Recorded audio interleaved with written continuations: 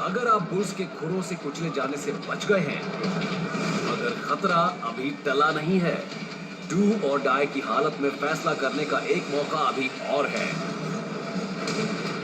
ये LA river system है। साल के ज्यादातर वक्त ये सूखा ही रहता है, मगर तेज बारिश से इसमें अचानक एक खतरा आ जाता है,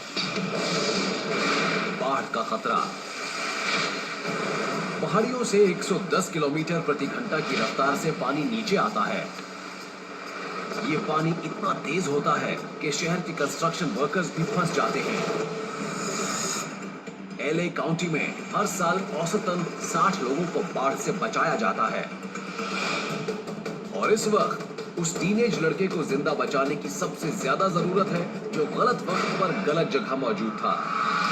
इस वक्त हालात काफी ज्यादा खतरनाक हैं। एक पैरा रेस्क्यूअर रस्सी के सहारे नीचे जाता है। 20 फीट, 10 फीट, 5 फीट, पकड़ लिया है उसे। मगर ये नदी इतनी आसानी से उसे छोड़ने वाली नहीं है। पैराशूट से लड़का छूट गया है, वो उसे नहीं पकड़ पाया। एलए रिवर सिस्टम पर अभी करो या मरो का सवाल है। वो नदी में तेजी से बहता जा रहा है। एक टीनेज लड़का खतरनाक बाढ़ में बह गया है। मामला बहुत खतरनाक है। अब एक गहरी सांस लीजिए और इस तेज रफ्तार पानी में छलांग लगा दीजिए। देखते हैं आप क्या करेंगे। फिलहाल इस बच्चे की किस्मत भी साथ नहीं दे रही। एक बचाव कर्मी आपको बचाने के लिए रस्सी के सहारे नीचे आ रहा है। 30 फीट, 20 फीट, 10 फीट, 5 फीट। उसने आपको पकड़ लिया है, उसे पकड़ लिया है। मगर फिर उसकी पकड़ ढीली पड़ गई। आपको बचाने की सबसे अच्छी कोशिश नाकाम हो चुकी है। अब दारोमदार आप पर है कि आप क्या करेंगे। समझदारी से काम लीजिए, समझदारी से। बताइए आप क्या करेंगे। ए, तैरकर नदी के किनारे पहुंचेंगे ताकि रेस्क्यूअर्स के नजदीक जा सके। बी, बची खुची एनर्जी बचाने के लिए पानी में फ्लोट करने लगेंगे। या सी, अपने सिर को रडर की तरह इस्तेमाल करके सेफ जगह पहुंचेंगे।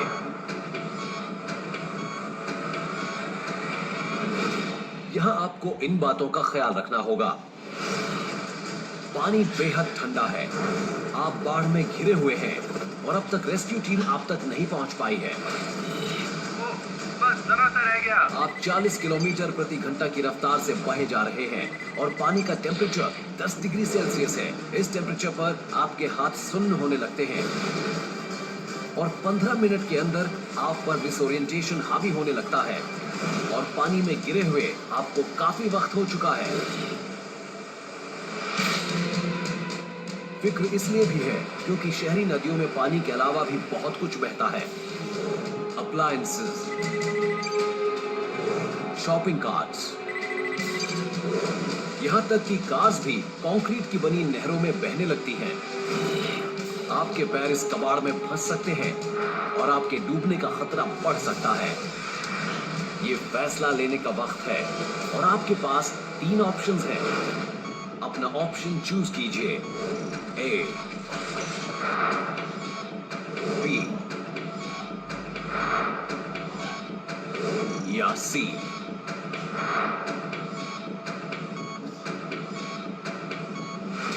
बताइए आप क्या करेंगे। अगर आप रेस्क्यू टीम के पास पहुंचना चाहते हैं तो हो सकता है आप तैरकर नहर के किनारे तक जाना चाहें। तैरना मेहनत का काम है, इसमें एनर्जी और ताकत दोनों ही लगती हैं। मगर आप पूरी तरह थके हुए हैं और आपको हाइपोथर्मिया होने का खतरा है। आप खुद को जितना थकाएंगे उतना ही बुरा होगा और इसका मतलब है आपको बचाने के लिए रेस्क्यू टीम को उतना ही कम वक्त मिलेगा। अगर इमरजेंसी वर्कर्स तेजी से आपके पास पहुंच भी गए तब भी आप इतने थक चुके होंगे कि लाइफलाइन नहीं पकड़ पाएंगे। अगर आपने किनारे तक तैरने की कोशिश की तो ये जानलेवा साबित हो सकता है।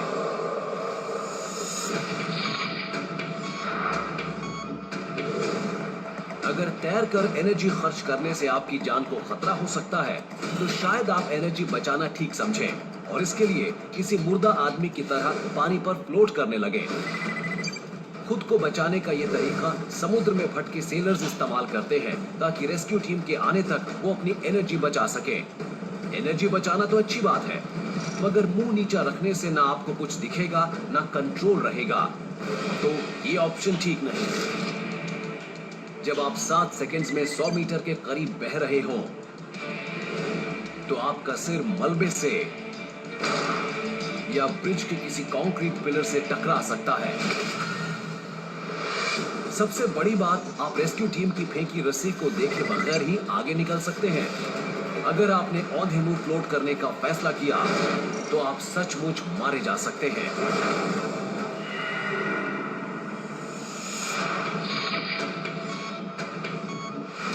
तो आपको क्या करना चाहिए?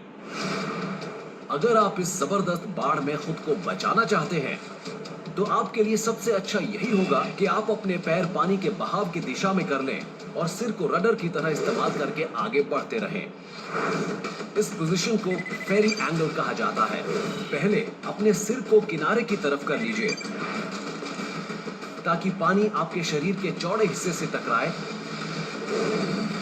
और आप किनारे की तरफ पहुंच जाएं। इसके बाद पैर सामने फैलाकर उनकी मदद से आगे आने वाले मलबे को हटाइए और खुद को किसी भी टक्कर से बचा कर रखिए।